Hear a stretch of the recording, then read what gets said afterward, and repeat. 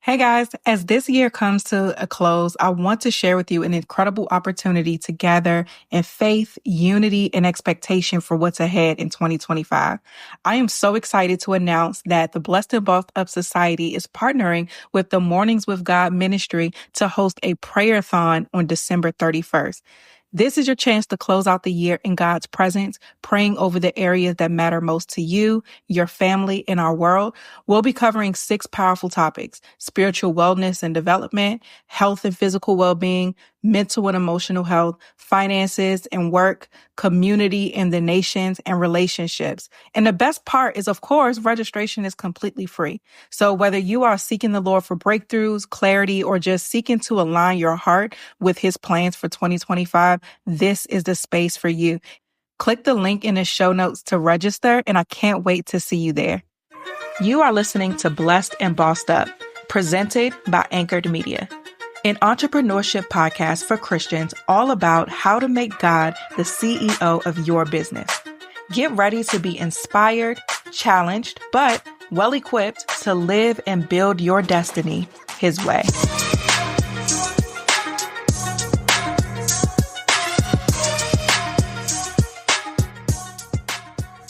Hey guys, welcome back to another episode of the Blessed and Bossed Up podcast. This episode coming out a little late. Your girl been on a struggle bus. We had the MLK weekend, so the kids were home Monday. Shout out to everybody who's dealing with snow right now. They were home Monday, snowed, so they're home Tuesday, and then a half a day on Wednesday. I was like, Lord, the week's gone at this point. And my oldest came home with a cold, gave it to me.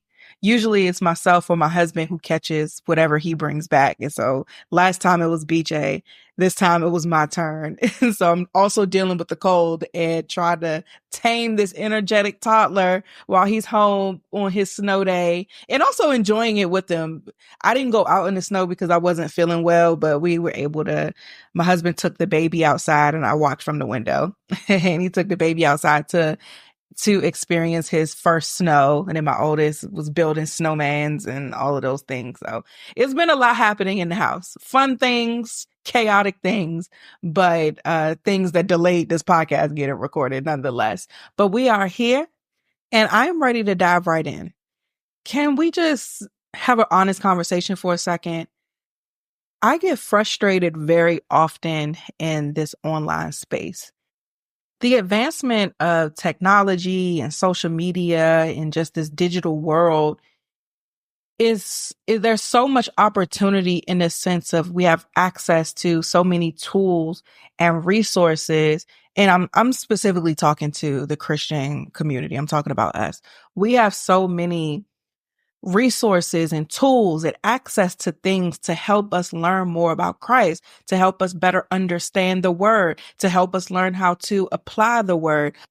When God gives us assignments and things to create in business, we have access to so many tools and resources to be able to make those things happen. We have access to people that we otherwise wouldn't have come across, anointed people who have been called for such a time as this, who have gifts that now can be applied and impactful on a larger scale due to the internet. Like, it's just as beautiful. The opportunity is to be this beautiful digital landscape that accelerates and increases the impact of God's plan in the earth.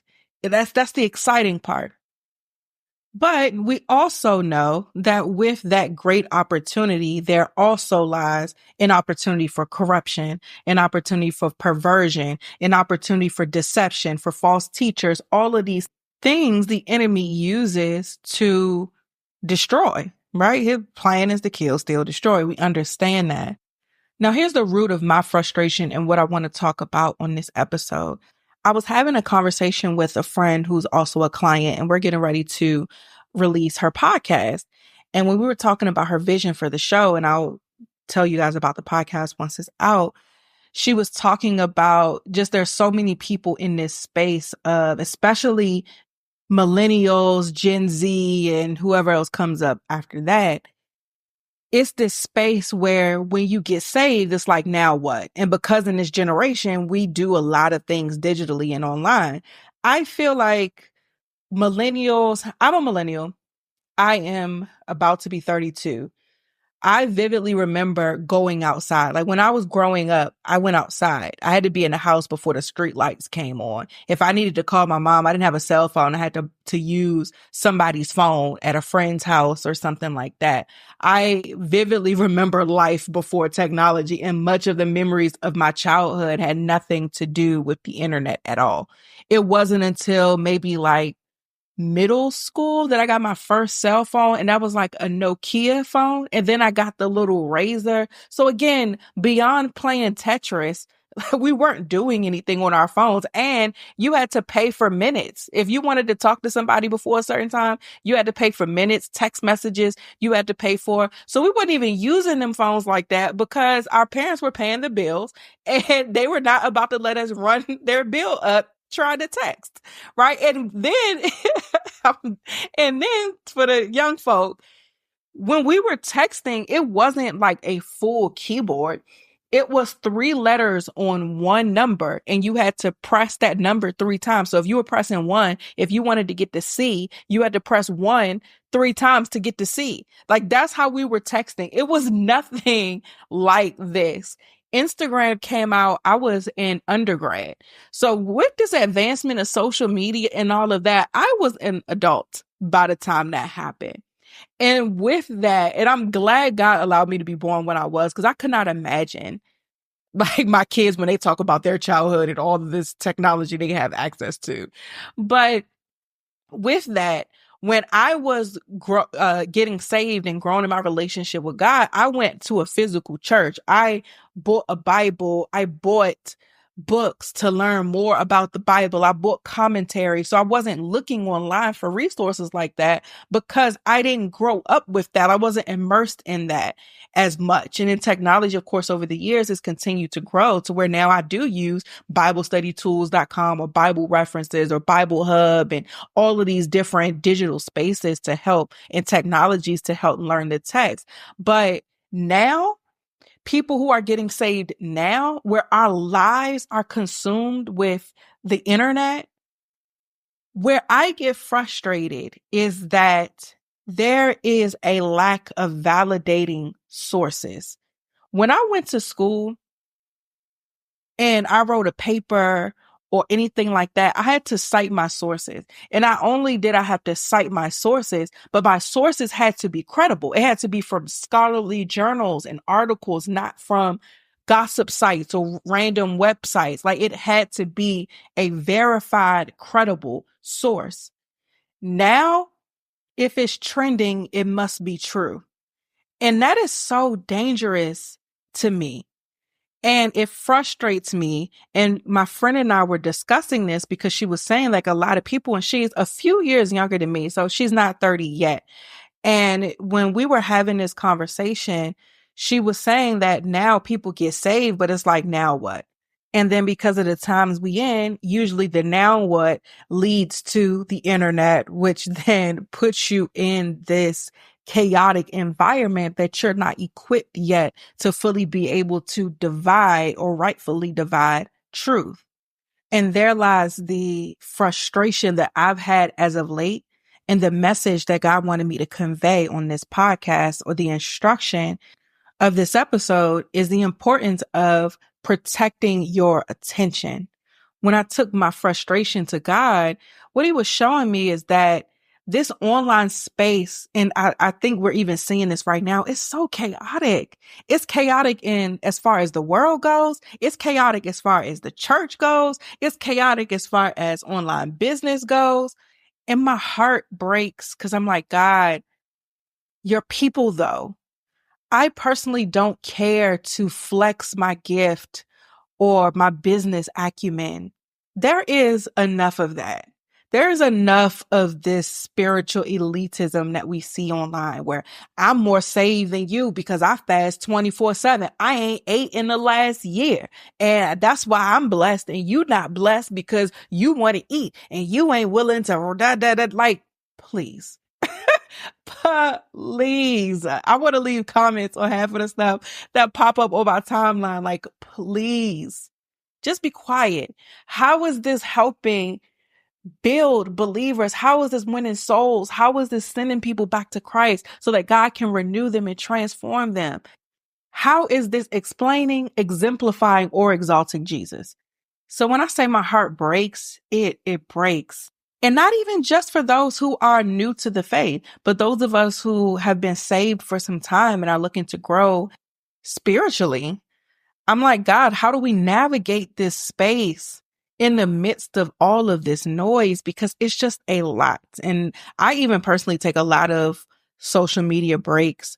I am working to practice digital minimalism, meaning that I want to spend the least amount of time online as possible. It's difficult by the nature of what I do, but just for me, I'm even finding ways to where I can operate in this way, in the way that I'm called to, without being consumed and pulled into the culture of it. What God was sharing with me as I was venting to him, like I vented to you guys, and preparing for this episode, what he shared with me is that the enemy has successfully unleashed an attack on attention. What's most important to the powers of this world is no longer just money, but it's data and attention. Data gives the intel on what will successfully steal your attention away from Christ. It's to get your attention away from truth. Because if your attention is taken away from truth, then the spirit that lives within you, it can become so diluted that you won't even recognize his guidance or his help. And what was interesting is I started to look up the definition of attention, and I specifically looked it up in the American Psychological Association because I wanted to know attention as it relates to the study of the mind and what that meant.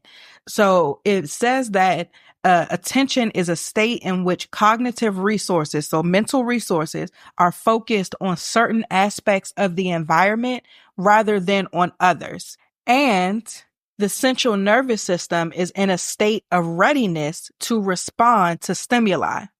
Now, this definition has two very important parts. The first part that it points out is that when something has your attention, it has your focus at the expense of something else. This episode is brought to you by NetSuite. It's December, the last month of the year, and everybody's looking ahead to see what the future holds for business. If you ask 9 experts, you'll probably get 10 answers. Bull market, bear market, inflation's up or down. Everybody's predicting the answers, and nobody knows. Until then, over 40,000 businesses have future-proofed their businesses with NetSuite by Oracle, the #1 cloud ERP, bringing accounting, financial management, inventory, HR into one fluid platform. With one unified business management suite, there's one source of truth, giving you the visibility and control that you need to make quick decisions. With real-time insights and forecasting, you're peering into the future with actionable data. When you're closing the books in days, not weeks, you're spending less time looking backwards and more time on what's ahead. If I needed this product, this is exactly what I would use. Whether your company is earning millions or even hundreds of millions, NetSuite helps you respond to immediate challenges and seize your biggest opportunities. Speaking of opportunity, download the CFO's Guide to AI and Machine Learning at netsuite.com/blessed. The guide is free to you at netsuite.com/blessed. netsuite.com/blessed. This episode is brought to you by Quince. It's that time of the year. It's chilly now when we get up in the morning, but I'm looking forward to this fall weather, especially crockpot meals. That's my favorite fall tradition. And also slipping into some cozy sweaters from Quince. Quince is known for their Mongolian cashmere sweaters from $50. All of their items are priced 50 to 80% less than similar brands. That includes their very nice leather jackets, cardigans, soft denim, and so much more. And they're able to do that by partnering directly with top factories and cutting out the cost of the middleman, which passes those savings onto us. And Quince only works with factories that use safe, ethical, and responsible manufacturing practices. And of course, premium fabrics and finishes for that luxury feel in every piece. I loved shopping on Quince because they had so many options. I loved in particular this athleisure set that I got because busy mom, always on the go with my boys. I loved how it was cute, it was stylish, and it felt really, really good on my skin. I even got this really cute cardigan, so when I am dressed down, I can throw that nice cardigan on to dress up any outfit. Get cozy in Quince's high-quality wardrobe essentials. Go to quince.com/blessed for free shipping on your order and 365-day returns. That's QINCE.com/blessed to get free shipping and 365-day returns. Quince.com/blessed. The second part is that by the nature of something having your attention, your body is already prepped and ready to respond to it. If your attention is on a lie, because we know the enemy is the father of lies. He is a lying liar who lies. If your attention is on a lie, then by nature of that having your attention, you are disregarding the truth. Now, what has our attention is by choice. And even in our bonus episode, we're talking about battlefield of the mind. A big part of this chapter is about choice, but we'll get to that then. What you choose to pay attention to is up to you. But I'm highlighting the definition of attention so that you understand the totality of the choice that you're making. So again, if you choose to allow a lie to have your attention, then you are by definition also choosing to disregard the truth. So as a Christian and an individual who has decided that you are going to follow Jesus and give your life to God and totally surrender your will, your way, and everything to Him, if you choose to pay attention to gossip, then you are also choosing to disregard who you say you are. And the principle, the truth, for us not to be individuals who do that. How can you say that you're doing business God's way and you're giving Him this promise that He's going to be the CEO, but you give your attention to content about being self-made? You're directly working against what you say you're working towards. And I don't think that it's intentional. And that's why this episode is about the specific attack on attention, because you have to understand what attention is to understand why the attack is effective. And in today's society, things move so fast with the advancement of technology and all of this. It moves so quickly that we do a thing before we realize the impact of a thing. And so the goal of this episode is to slow you down enough and to bring your attention to a very intentional, effective, and specific attack that is keeping way too many believers bound.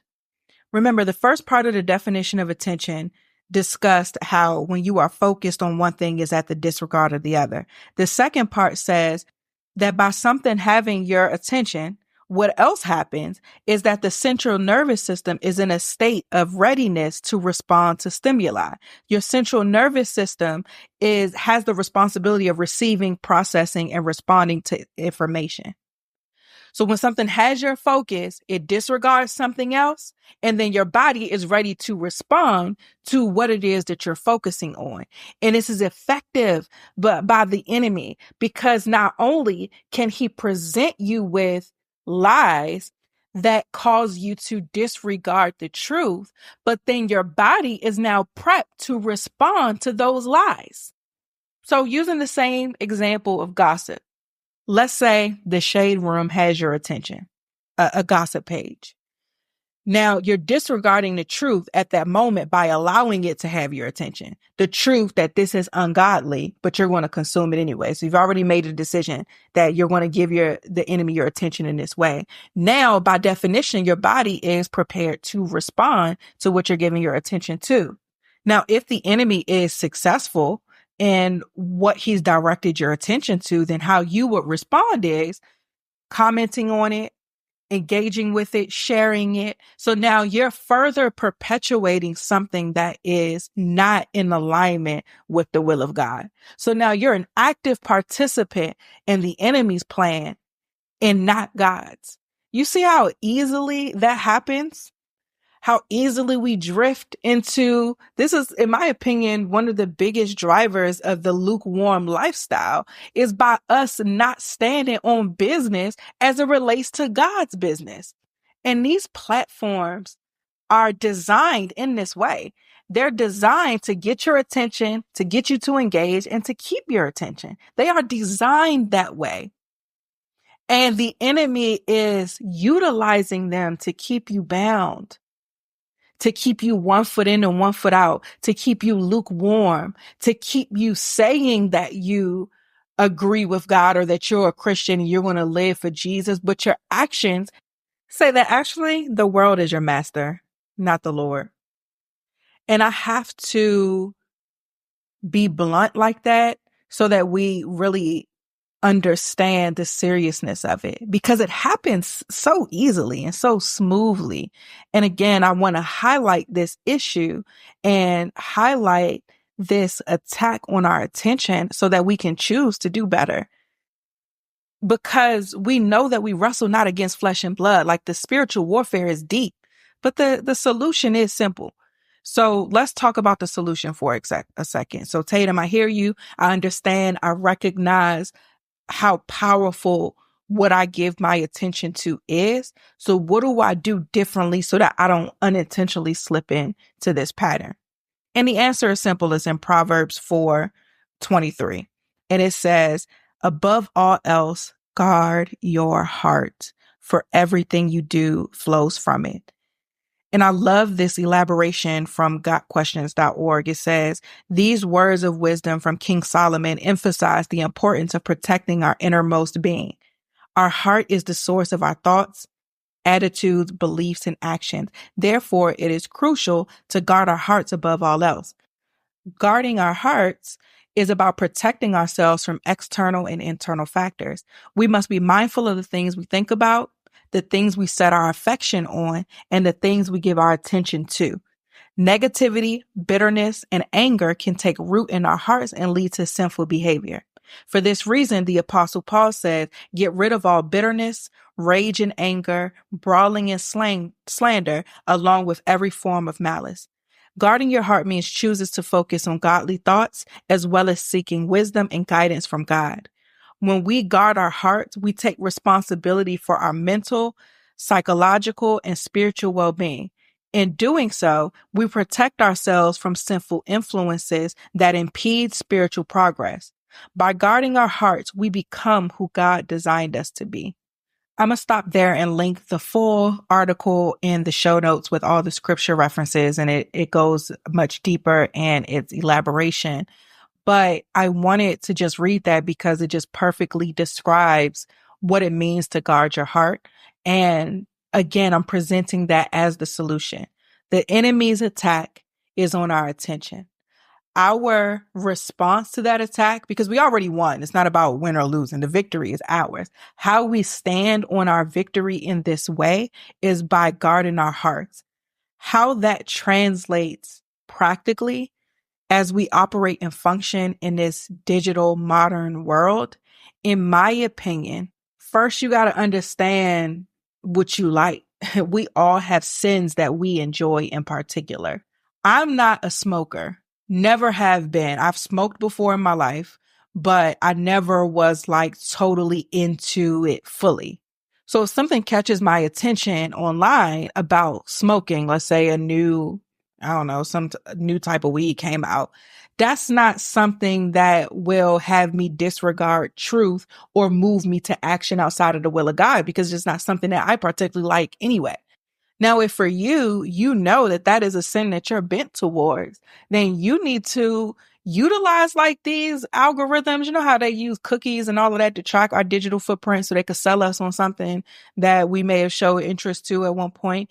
Use that in your advantage to where set the algorithms to, especially with TikTok, you can do this easier to where it's like, don't show me this type of content. Don't show me that type of content. So it just doesn't push it to you when you're on search engines like YouTube and things like that come up, because it will, especially if it's something that you participated in previously. Don't show me this video, block this type of content, whatever, parental controls, y'all, whatever it may be, put the safeguards in place that you can control.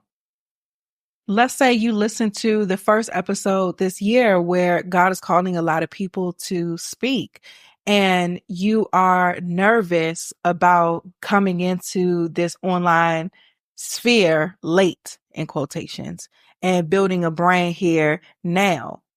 You may need to put controls in place that are blocking you or feeding into your discomfort about being obedient or your fear about stepping out on faith. Something all of us need to pay attention to in general are just the things that we watch and we listen to, period. The things we watch online, the things that we consume. We just have to pay attention to it and find pure alternatives to everyday things. That's an assignment for all of us. Something that I've started doing recently is listening to a lot more Christian rap. Y'all know I've been vocal on here from day one that I'm a Jay-Z fan. Jay-Z does not rap anything that is consistent with the principles of Christ. He doesn't. And as a business owner in particular, who's called to do business God's way, sometimes, if I'm being honest, the messages that I'm rapping with these lyrics are contradictory to the way that I want to do business.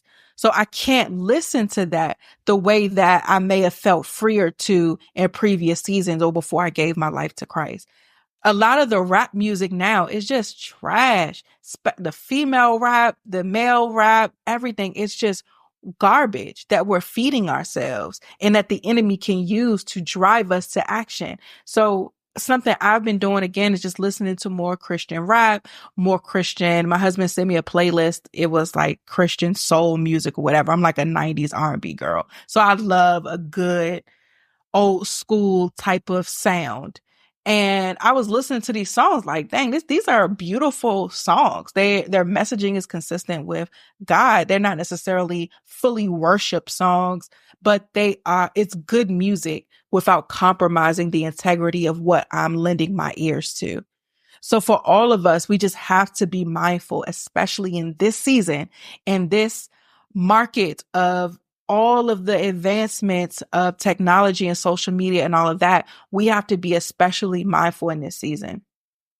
So that's it for this episode.